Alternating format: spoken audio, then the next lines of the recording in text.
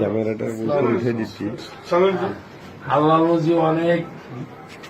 আজকে হঠাৎ লাইভে এসে গোপালগঞ্জের নেতাদের সঙ্গে কথা বললেন সাবেক প্রধানমন্ত্রী শেখ হাসিনা। তিনি লাইভে তাদের খোঁজ খবর নিলেন আর সাথে আরো বললেন যে ধৈর্য ধরে আমাদের রাজনীতিতে আবার ফিরে আসতে হবে।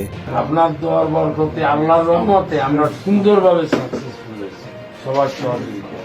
ওই ক্যামেরাটা উপরে উঠে দিচ্ছি। জি জি সবাই এই যে অঙ্কটা হচ্ছে এই অঙ্কটা ধরে রেখে সবাই চলতে হবে এবং যারা আপনারা স্যাক্রিফাইস করছেন তাদের সবাইকে আমার আন্তরিক ধন্যবাদ নিশ্চয় এই সময় কোন রকম গোলমালক আমি চাইনি। হ্যাঁ, আসসালামু আলাইকুম। আপনি সুস্থ থাকবেন আপা, সাবধানে থাকবেন, সুস্থ থাকবেন। বয়সে যত সুস্থ থাকার ততই আছে। সকলে আপনাদের দোয়া করছে ইনশাল্লাহ।